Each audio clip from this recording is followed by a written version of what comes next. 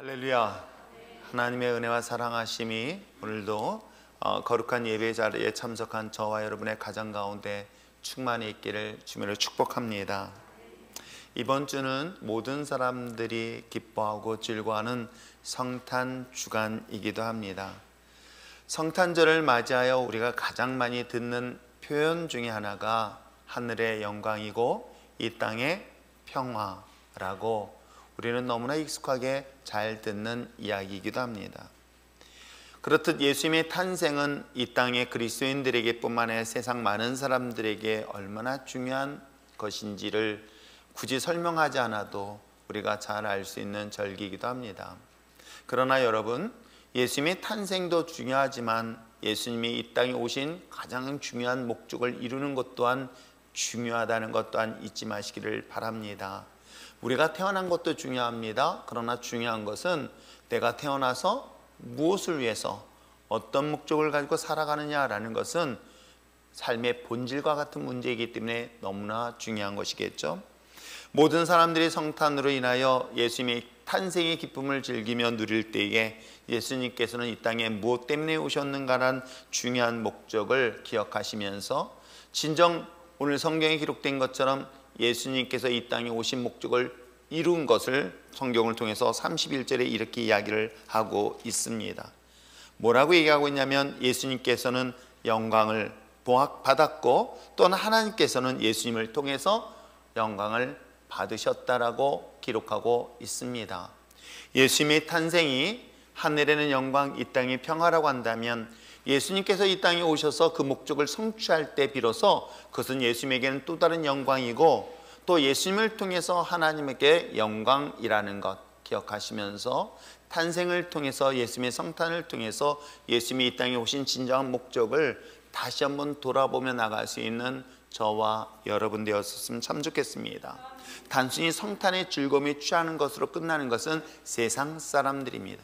그러나 성탄을 통해서 예수님이 십자가를 주목하는 것은 그리스도인들이 신앙인으로서 당연히 바라보아야 될 대상이겠죠. 성탄을 즐거움을 통해서 예수님이 십자가를 죽음을 보게 되어지고 십자가의 죽음을 통해서 하늘의 영광, 이 땅의 진정한 평화가 이루어졌다는 이 중요한 사실 또한 우리 그리스도인들이 분명히 기억해야 할 것입니다. 그래서 저는 이렇게 생각해 봅니다. 예수님이 이 땅에 오셨습니다. 그리고 이 땅에서 오신 목적을 이루셨습니다. 그리고 마지막 주님이 다시 오실 재림, 이 세 가지를 관점으로 딱 묶어본다면 예수님이 이 땅에 오셨다는 것, 그래서 예수님이 이 땅에 오셔서 하늘의 영광, 이 땅의 평화라는 것은 무엇을 의미하고 있을까? 죄와 사망의 권세를 통해서 세상을 통제하고 지배하고 다스렸던 사단의 세력으로부터 이제 하나님의 영광이, 하나님의 평화가 이 땅 가운데 임할 것이다 라는 것을 예수님의 탄생을 통해서 시작을 알리는 소리라고 한다면 이것을 이룬 것이 어느 때일까요? 예수님께서 마침내 이 땅의 세상의 권세를 사로잡은 사단의 권세를 이겼다, 그들을 물리쳤다라고 하는 날이, 승리의 날이 예수님의 십자가의 죽음의 사건이기도 합니다. 그러므로 예수님은 이 땅에 오셔서 마침내 사단의 권세가 이제는 더 이상 이 땅 가운데 더 이상 지배하지 못할 것에 대한 시작이라고 한다면 예수님의 십자가의 죽음의 사건은 사단의 권세를 이기고 극복하고 승리한 날, 그게 바로 예수님의 십자가의 죽음과 부활의 날이겠죠. 그렇다면 예수님의 재림은 무엇을 말하고 있을까요?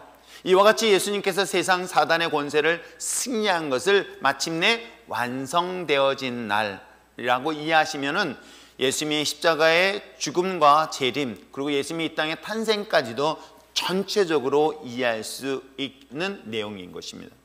마치 과거에 2차 세계대전 당시에 전쟁의 승리를 알렸던, 즉 45년 8월 15일 날 전쟁이 끝났습니다.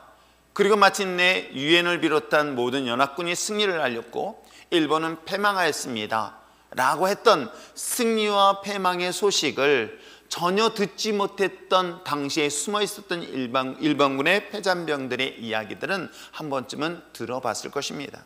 그렇듯이 2000년 전에 예수님은 이 땅 가운데 세상을 지배하고 다스렸던 죄와 사망의 권세의 왕이었던 사단의 권세를 예수님이 십자가를 통해서 물리쳤고 승리했다. 그리고 이 승리했던 이 소식을 전하는데 어느 때까지일까요? 예수님이 이 땅에 오실 때까지 전하는 것이 바로 우리가 이야기하고 있는 복음의 이야기 내용으로 전체적으로 정리해보면 크게 틀림없는 이야기일 것입니다. 그러므로 오늘 우리가 전도하고 우리가 여전히 복음을 선교하는 이유가 이 땅에 2000년 전에 사단의 권세를 승리했습니다. 이 소식을 끊임없이 알지 못하는 자들에게 전할 것이고, 그 전하는 것이 끝날 때쯤 주님이 이 땅에 완전하게 제 이름으로 하나님의 나라가 완성되어진다. 이거의 복음의 전체적인 내용이기도 합니다.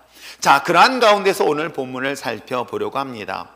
예수님께서 제자들에게 공생의 사역 가운데 마지막 부분이라 이야기할 수 있는 십자가의 죽음을 앞두고 사랑하는 제자들에게 특별히 13장의 이야기를 통해서 두 가지를 명령하고 있는 것입니다.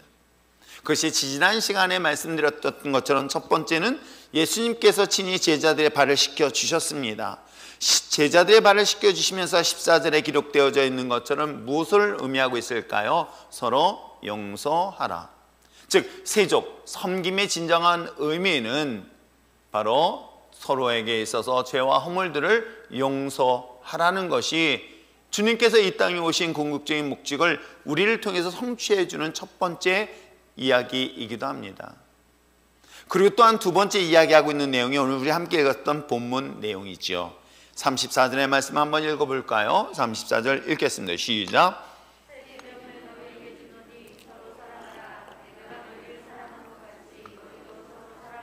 그렇습니다. 우리의 성탄의 기쁨과 즐거움을 마음껏 누리기 위해서 여러분 2000년 전에 예수님이 이 땅에 오셨고 십자가의 죽음을 통해서 이루셨던 두 가지 사실, 두 가지 명령, 이제 서로 용서하고 서로 사랑하라. 이것이 어찌보면 우리가 주어진 이 성탄을 더 풍성하게 누리고 이것을 통해서 하늘의 영광이요 이 땅의 평화를 누릴 수 있는 중요한 사건, 중요한 이야기라는 것을 꼭 기억하시길 부탁드립니다. 서로 용서하고 서로 사랑할 때 세상 모든 사람들이 저와 여러분을 뭐라고 이야기하고 있다? 그리스도인이라고 분명히 여러분 정의를 내려주실 것입니다. 자, 그런데 오늘 본문은 주의 깊게 보아야 할 내용이 나옵니다. 뭐라고 얘기하고 있을까요? 제가 이 본문을 쭉 보면서 그래, 주님께서 새 계명을 주셨어. 서로 사랑하라, 서로 사랑하라, 또 서로 용서하라. 그런데 놀라운 사실은 이 주님께서 주셨던 마지막 계명에서 말씀 속에서 제외되는 사람이 한 사람이 등장하고 있어요. 첫 번째, 서로 용서하라 라고까지는 분명히 말씀을 하셨습니다. 그러나 서로 사랑하라라는 그 계명을 주실 때에 그 계명을 듣지 못했던 그 한 사람, 시작이 바로 31절 앞부분에 시작되어지고 있죠. 뭐라고 하고 있습니까? 그가 나간 후에 비로소 예수님께서는 하늘에도 영광이요 이 땅의 평화를 이야기하고 있습니다. 하나님 앞에도 영광일 뿐만 아니라 자신에게도 영광을 나타낼 것이다 라고 이야기하고 있습니다. 그러면서 너희들에게 새 계명을 줄 것이니 그 새 계명은 서로 사랑하라고 주님께서 말씀하셨습니다. 그런데 놀랍게도 그가 나간 후에 주신 메시지예요. 아주 오래전에 출애굽할 때 광고를 못 들어서 출애굽하지 못한 사람들에 대한 이야기들을 한 번쯤은 다 들어봤을 거예요. 결정적인 순간에 광고 못 들어가지고 출애굽을 못했다? 얼마나 슬픈 일일까요? 결정적인 순간에 광고 소식 못 들었다가 하나님의 은혜의 축복의 자리에 서지 못한다는 것 또한 얼마나 슬픈 일일까요?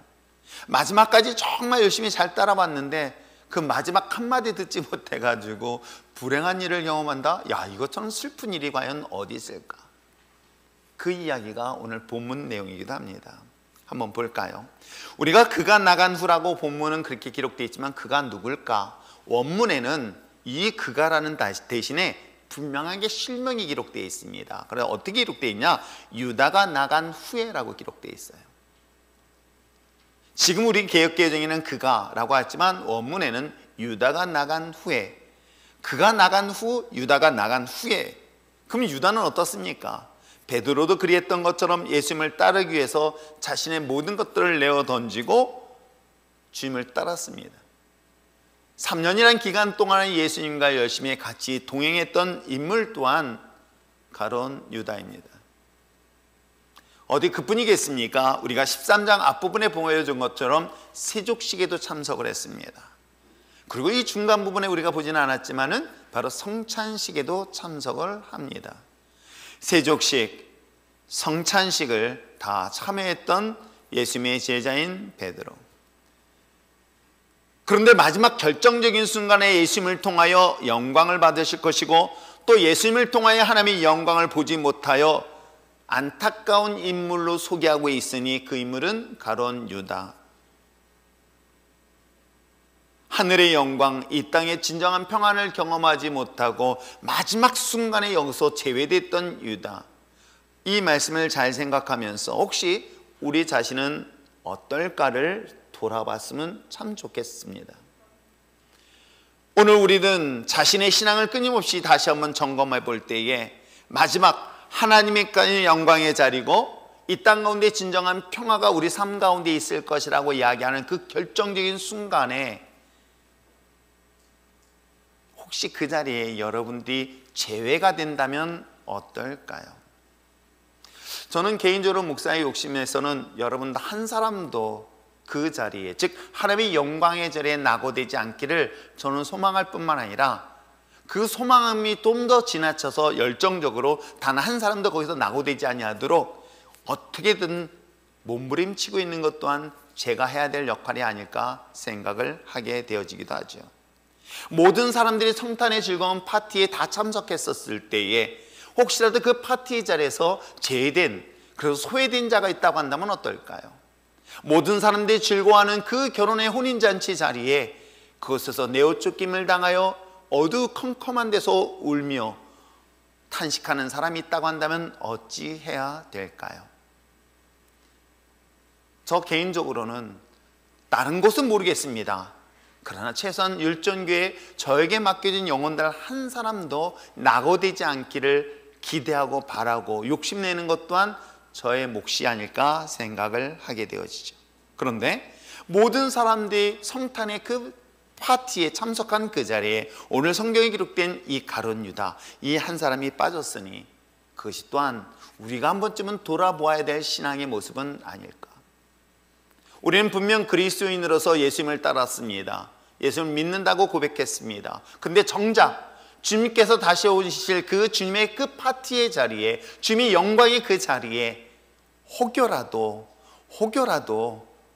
미처 자신을 발견하지 못하여서 그곳에서 제외가 된다면 여러분 그것처럼 슬프고 안타까운 일은 과연 어디 있을까요? 우리가 성탄의 즐거움에 빠지기 전에 예수님이 십자가를 주목하고 그 십자가를 통해서 자신의 신앙을 끊임없이 돌아보면서 최소한 하늘의 영광, 이 땅의 평화의 그 자리에 여러분 거기서 제외되어지는 그런 불행한 일이 없기를 주님으로 축복합니다. 자, 그렇다면 오늘 본문 요한복음 13장 31절부터 보는 그 가룟 유다가 나간 이 가룟 유다에게는 어떤 일이 있었길래 그가 이 파티에 참석하지 못하게 됐을까? 그에게는 3번의 기회가 있었던 것을 발견하게 됩니다. 특별히 13장은 가룟 유다에게 있어서는 결정적인 순간의 3번의 기회를 놓치는 이야기가 본문 내용이기도 해요. 그래서 저는 이 본문을 보면서 주님이 오시는 날, 즉 재림하시는 그날 하나님의 나라에 섰을 때에 착각할 수 있잖아요. 나는 분명히 주님이 오시는 날 난 하나님의 나라에 갈 거야 라고 나는 확신하고 있고 내가 믿었다고 했는데 정작 나의 이름이 생명책에 기록되지 않았을 뿐만 아니라 내가 너를 도무지 알지 못한다는 충격적인 이야기가 남의 이야기가 아닌 나의 이야기라면 어떨까요? 마지막 순간에 예수님을 따랐던 한 사람이 예수님의 그 잔치에, 그 하나님의 놀라운 영광의 자리에 서지 못하는 불행한 일은 그래 그건 남의 이야기야 라고 할 때에 그것이 남의 이야기가 아닌 우리 자신의 이야기가 될 뿐만 아니라 또한 율종교회가 예외가 아니라고, 예외가 될 수 없다라는 이야기를 누가 감히 이야기할 수 있을까요?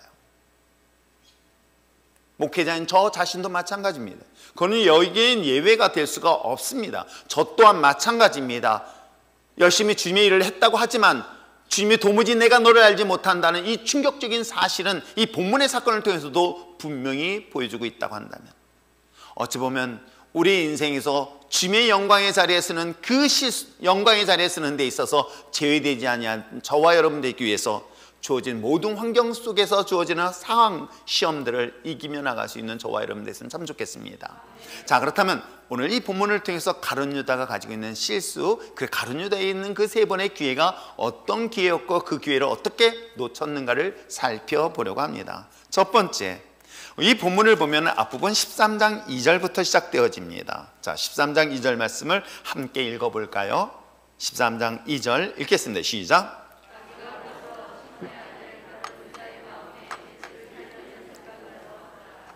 여러분, 가룟 유다에게 첫 번째 왔었던 것은 마귀가 그에게 생각을 주었다는 것입니다. 마귀가 그의 생각을, 그의 마음을, 예수를 팔 생각을 주었다는 것입니다.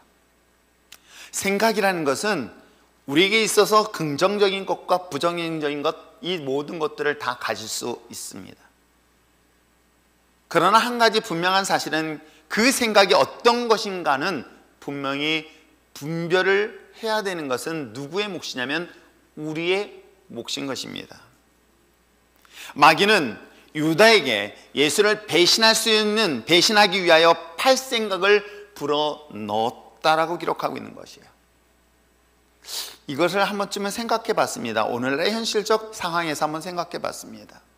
주어진 현실과 상황에 따라서 우리는 여러 가지 조건에 따라서 긍정적인 생각과 부정적인 생각을 가질 수 있습니다. 어떤 환경과 상황 때문에 미움도 생기고 원망도 생기고 불평도 생길 수 있습니다. 어떠한 환경과 상황에 따라서 유혹을 받을 수 있으며 지배를 받을 수 있습니다. 그로 인하여 상대방에 대한 기대가 상처가 되어서 실망하였고, 더 나아가서 그들을 원망하며 그들을 마음속에 살인이라고 할 수 있는 미움의 마음을 가질 수도 있을 것입니다. 그러나 여러분, 그럴 때 꼭 기억하셔야 될 것입니다. 기억해야 될 것이 있습니다. 뭐냐면 이 내 마음속에 오는 감정, 이 생각은 안에서부터 나오는 것이 아니라 외부의 환경과 상황에 따라서 들어옵니다. 그럴 때 이 생각을 하나님이 주시는 마음인가 사단이 주는 마음인가 라는 것들을 최소한 여러분 분별을 하실 수 있는 저와 여러분이 되었으면 참 좋겠습니다. 우리가 지금 13장에서 살펴보았던 것처럼 예수님은 우리에게 무엇을 요구하셨습니까? 발을 씻기시는 세족? 여러분, 우리는 그건 얼마든지 할 수 있어요. 마음에 없는데도 얼마든지 다른 사람을 섬길 수 있습니다. 마음에 없는데도요, 얼마든지 다른 사람의 죄와 허물, 그 더러운 발을 씻길 수 있습니다. 그러나 여러분, 용서하는 것은 별개의 문제인 거예요. 내가 용서하는 마음 없이도요, 다른 사람은 섬길 수 있습니다. 사랑하는 마음 없이도 립 서비스를 충분히 할 수 있습니다. 그런데 예수님께서는 뭐라고 얘기하고 있습니까? 예수님께서는 우리들의, 즉 상대방의 죄와 허물들에 대하여 뭐 하라고 얘기하고 있는 거예요? 용서하라 라는 마음을 주님께서 우리에게 주시는 거예요. 그런데 또 하나, 사단은 어떻게 해요? 용서할 수 없어. 그를 어떻게 용서해? 나에게 이런 아픔과 상처를 주는데, 나에게 이런 고통을 주는데, 라는 미움의 마음, 이 두 가지 마음을 분명히 우리는 삶 속에서 경험하게 됩니다. 이럴 때 여러분이 분별하셔야 될 것은 하나님이 주시는 마음과 사단이 주는 마음이 어떤 것인가를 저는 이 본문 짧은 사건을 통해서 또 분명히 볼 수 있는 것이겠죠. 가룟 유다, 예수님이 가장 총애했기에 그의 모든 재정을 맡겨서 관리했었던 가룟 유다. 무엇이 예수님에 대하여 마음의 상처를 받았는지는 성경에 기록되지는 않았지만, 그럼에도 불구하고 그는 예수님에 대한 불편한 마음이 마귀가 그 마음속에 예수를 팔 생각을 불어넣었을 때 갈등할 수 있겠죠. 여러분, 누군가를 미워하고 누군가를 원망할 때에 마음속에 갈등이 없는 사람은 없을 것이에요. 양심이라는 것이 있기 때문에 그래 미워하면 안 돼 라고 하면서도 여전히 그에 대한 미움과 분노의 마음을 갖게 됩니다. 이때 여러분들이 분별하실 것은 이게 누가 주는 마음인가 라는 것들을 분명히 분별할 수 있는 저와 여러분 됐으면 참 좋겠습니다. 에베소서 6장에서 이야기하고 있는 것처럼 우리는 혈과 육, 즉 사람과 사람 사이에서 다양한 이루어지고 있는 감정의 싸움이 아니라 공중권세 잡은 악한 영과의 영적 싸움이라는 것을 분명히 이야기를 하고 있다고 한다면, 여러분, 사단은 상대방, 즉 자기가 믿고 신뢰하는 사람을 통해서, 그 사람을 통해서 내 마음속에 상처를 받게 되어지고, 그 상처의 상대방에 대한 미움과 원망은 결국 그 배경은 누가 주는 것이다? 사단이 주는 것이다 라고 이해하셔도 크게 다른 이야기가 아닐 것입니다. 자, 이럴 때 여러분, 선택은 어떤 것을 할 것인가? 마귀가 주는 그 마음을 선택할 것인가? 아니면 하나님이 주시는 마음을 선택할 것인가? 사실은 이런 상황 속에서 누군가를 용서한다는 것은 쉽지가 않아요. 정말 쉽지가 않습니다. 내가 큰 믿었던, 그만큼 신뢰했던 것에 대한 배신이 돌아올 때는요, 그 아픔과 고통은 이루 말할 수 없습니다. 그런데 그를 용서하라고요? 내가 성인 군자도 아니고 내가 예수도 아닌데 어떻게 그를 용서할 수 있습니까? 그런데도 불구하고 주님께서는 용서하라는 이 말씀을 기억하고 있다 한다면, 이때 제가 제일 많이 쓰는 단어가 뭔지 아십니까? 기법이에요. 내가 의지로 나는 얼마든지 내 자신의 감정을 컨트롤할 수 있다라고 생각했던 내가 누군가를 용서하고 누군가를 사랑할 수 있는 것조차도 할 수 없는 연약한 존재임을 인정하며, 하나님, 나를 도와주세요. 난 용서할 수 없습니다. 아니, 용서가 되어지지 않아요. 그런데도 불구하고 하나님, 주님께서 그 말씀을 주셨기에 사단이 주는 마음을 선택하기보다는 하나님이 주신 말씀을 선택하기 위해서 주님, 그 마음을 내게 주세요 라고 주님 앞에 내 자신을 내려놓고 기법하며 주님의 도움을 구하는 것, 바로 그것이 가룟 유다에게서의 첫 번째 기회였었던 것은 아닐까 생각해 봅니다. 예수님께서 겟세마네 동산에서 졸고 있는 제자들에게 깨어 있으라고 말씀하고 있는 이유가 무엇 때문일까요? 맞습니다. 사람이 같은 말을 들어도 불편한 말을 들으면, 기분 나쁜 말을 들으면 여러분 마음이 불편하지 않고, 또 정상적인 사람이라면 다 불편하고요, 기분 나쁠 수 있습니다. 그런 가운데서도 우리가 분별해야 될 것, 깨어 있어야 될 것, 이것이 하나님이 주시는 그런 마음인가 아니면 사단이 주는 생각인가를 끊임없이 분별할 것을 주님께서 우리에게 요구하신 이유가 무엇 때문일까? 그래서 사실은요, 신앙은 훈련이 필요한 게 바로 여기에 있는 것이에요. 신앙은 훈련이 되지 않으면요, 여러분, 이런 결정적인 순간에 쓰러지고 넘어질 뿐만 아니라 마귀의 생각이 사로잡힐 수밖에 없다는 것을 우리는 성경을 통해서 분명히 보여주고 있는 내용이기도 합니다. 물론 3년이란 기간 동안 가룟 유다, 예수님의 말씀으로 훈련 받았으면서도 불구하고 마귀가 끊임없이 그의 공격의 대상이 되고 있는 것은 비단 오늘 우리들 신앙생활 속에서는 더더욱 말할 필요 없이 쉽게 다가오는 마귀의 시험들, 마귀의 유혹들은 아닐까요? 그럼에도 불구하고 마귀는 집요합니다. 정말 집요합니다. 끊임없이 우리를 쓰러뜨리고 끊임없이 우리를 낭망하게 하고 끊임없이 우리를 유혹해서 하나님의 관계를 깨트리고자 하고자 하는 그 사단의 세력, 오늘 마귀가 그 가룟 유다에게 그 마음속에 예수를 팔 생각을 불어넣었을 때에 그가 이것을 분별하고 깨어서 거절했다면 어땠을까? 라는 그런 안타까운 이야기가 바로 13장 2절의 이야기이기도 합니다. 그런데 이것으로 끝나지 않았습니다. 두 번째 그에게 주었던 기회는 어떤 것일까요? 마귀의 생각이 우리에게 들어올 때 그것을 거절할 수 있고 또 부정할 수 있고 싸울 수 있을 뿐만 아니라 더 중요한 것은 예수님이 직접적으로 그에게 말씀하신 것들이 있었어요. 자, 한번 10절과 11절 말씀 한번 읽어볼까요? 13장 10절과 11절 읽겠습니다. 시작.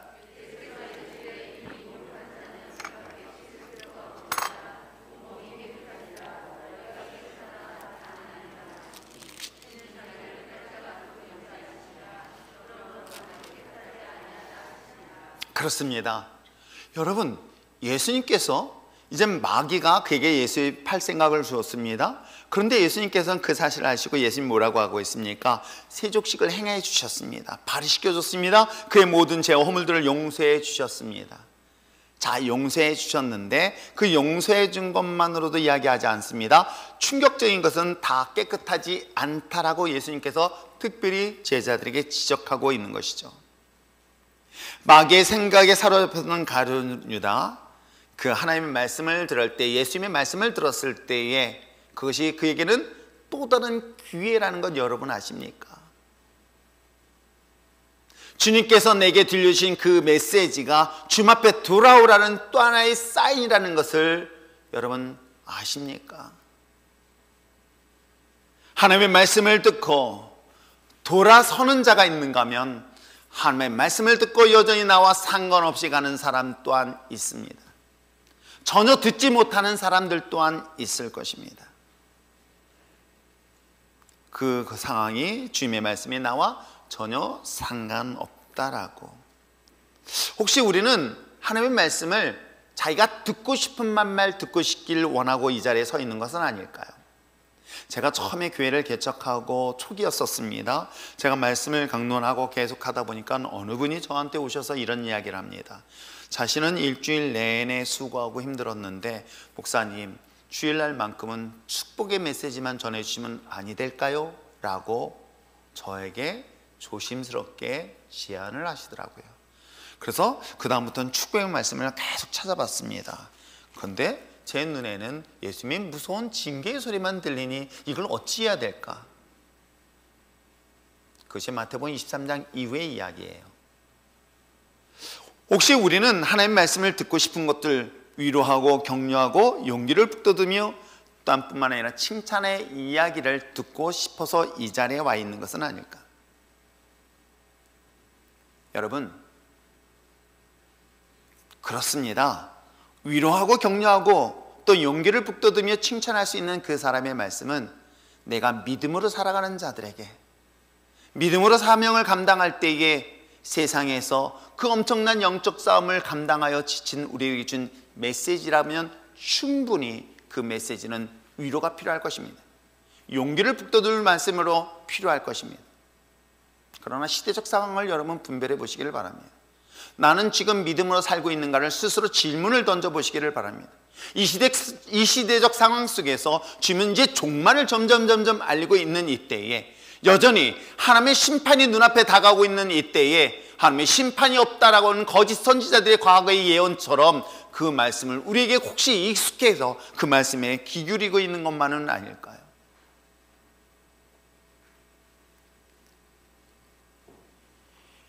예수님의 탄생, 그리고 예수님의 죽음, 부활, 그리고 다시 오시는 재림, 이 시대적 종말의 상황 속에서 주님께서 우리에게 끊임없이 이야기하고 있는 것은 어떤 것일까요? 항상 깨어 있으라는 것은 아닐까요?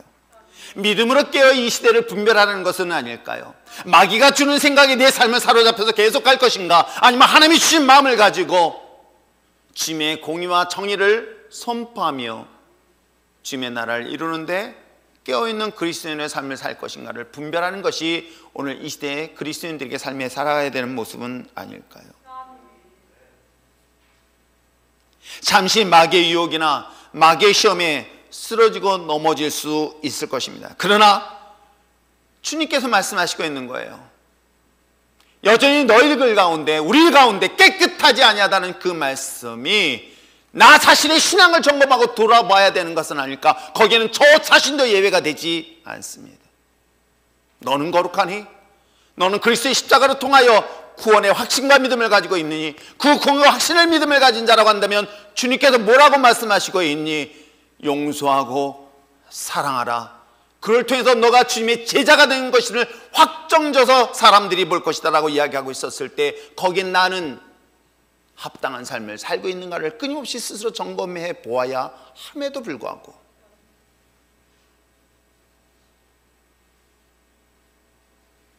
그 말이 나에게 들리지 아니하고 있고 그 말이 내 귀에 들리지 아니하고 있는 이 가룟 유다의 모습을 주목해 보시길 바랍니다.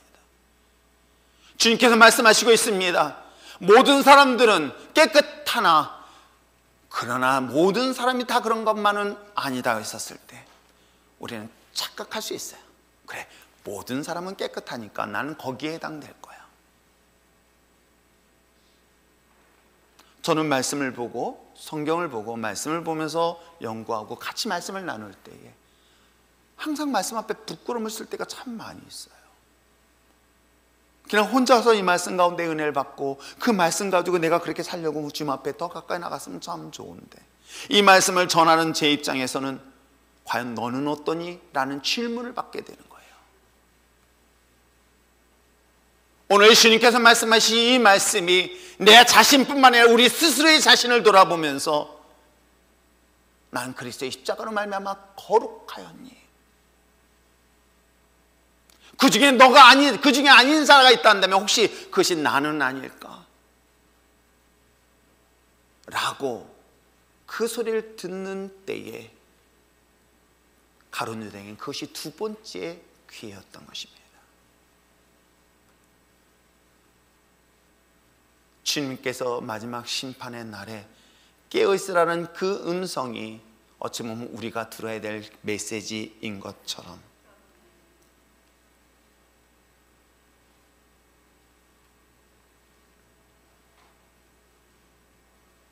스스로 속이지 아니하고 스스로 거룩한 척하지 아니하고 주님의 십자가 없이는 단 한 번도 한 걸음도 갈 수 없는 더럽고 추악한 죄인임을 인정할 때에 우리가 할 수 있는 건 딱 하나밖에 없더라고요. Help me. 하나님 도와주세요. 내가 내 죄가 너무 더럽고 추한데 그렇습니다. 다른 사람의 죄와 허물보다 내 죄가 너무 크기에 주님이 이 죄를 용서하여 주시옵소서라고 주님 앞에 무릎 꿇게 되어지니, 다른 사람의 죄를 용서하지 말라고요? 용서를 하지 말라고 하는 게 아니라 그 용서를 하기 전에 용서가 되는 이유가 뭔지 아십니까? 내게 엄청난 죄를 용서하신 십자가의 은혜를 경험하고 있다는 것이에요. 나의 죄와 허물들이 너무나 크고 감당할 수 없기에 바울은 그와 같이 고백하고 있는 거예요. 죄인 중에 죄수. 바울의 삶을 찾아보시기 바랍니다. 바울이 죄인 중에 죄수라고 한다면 그 바울과 나를 비교해 본다면 여러분 어떻습니까? 난 죄수가 아니라 죄 자체. 그런 죄인된 내가 다른 사람의 죄와 허물을 용서하지 못할 수가 무엇이 있겠습니까? 나 같은 죄인도 용서해 주셨는데 다른 사람의 죄와 허물을 용서하지 못할 이유가 무엇이 있겠습니까? 나에게 엄청난, 감당할 수 없는 엄청난 죄를 용서하셨는데 하물며 세상에 어떤 사람인데 죄를 용서할 수 없을까? 이것이 가룟 유다에게 들렸던 주님의 음성이었던 거예요. 오늘 사랑 성도 여러분,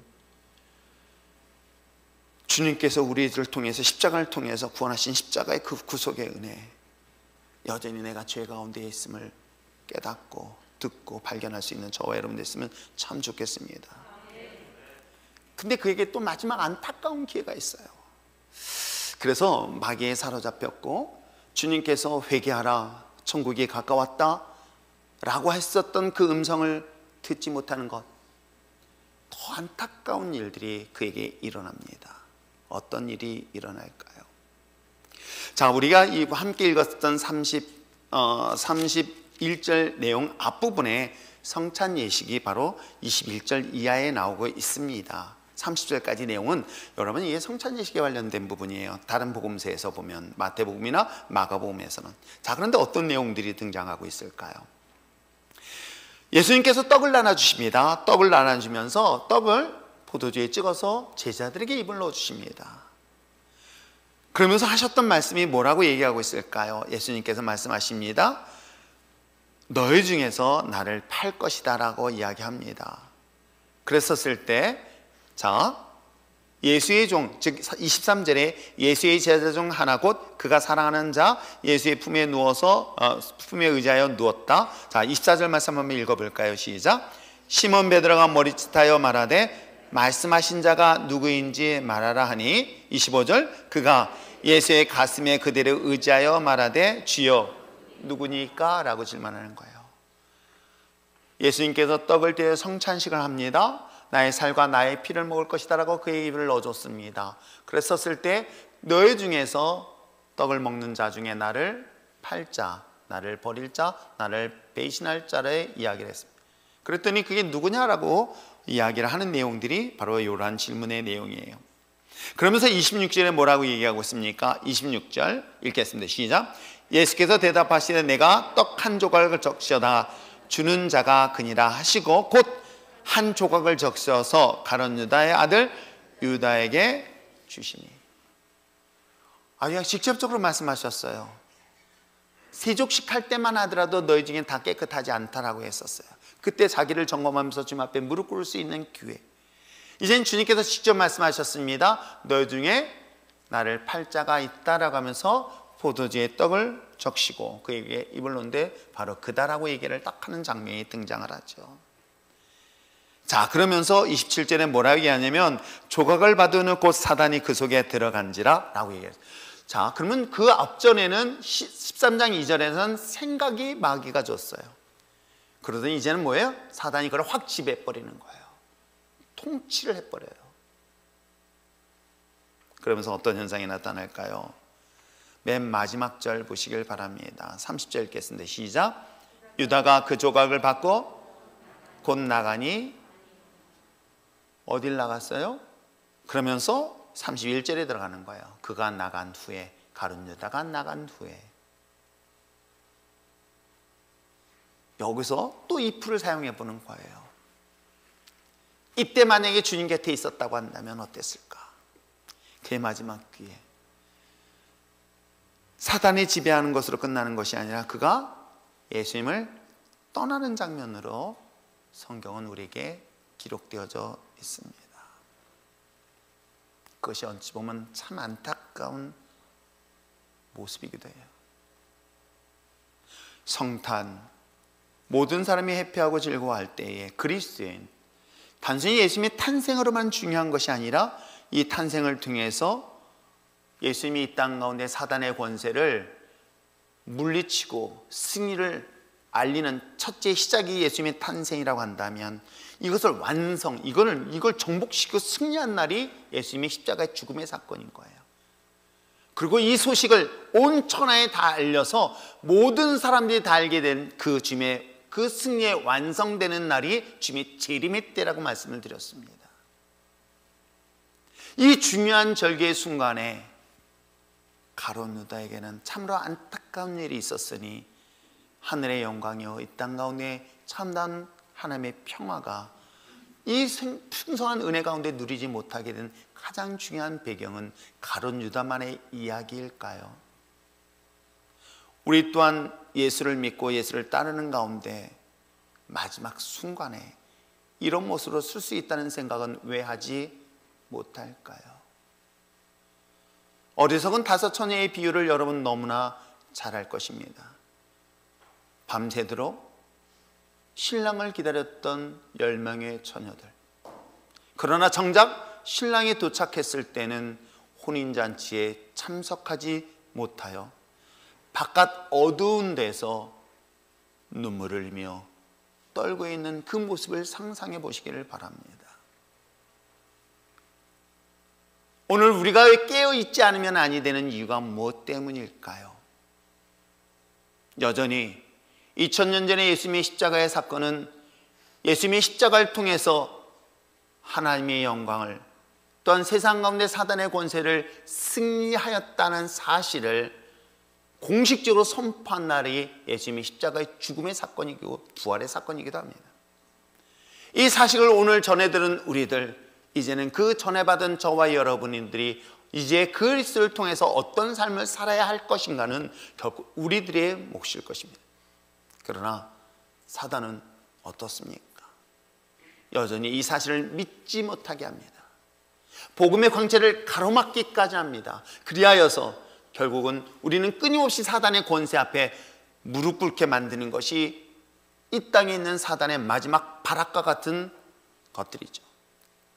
그 마지막 발악하고 있는 사단은 어떤 방법으로 가룟 유다를 공격하고 있습니까? 생각. 주님의 말씀을 듣지 못하게 하고 극기하는 주님을 떠나기까지 만들었던 이 이야기는 남의 이야기가 아닌 마지막 주님이 오시는 날까지 깨어 있어야 될, 들어야 될 우리의 메시지는 아닐까요?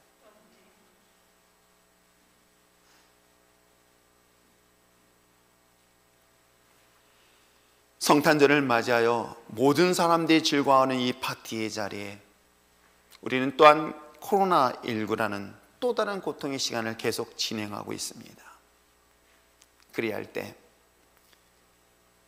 우리의 마음과 우리의 몸과 우리의 시선은 어디에 머물기를 원하십니까?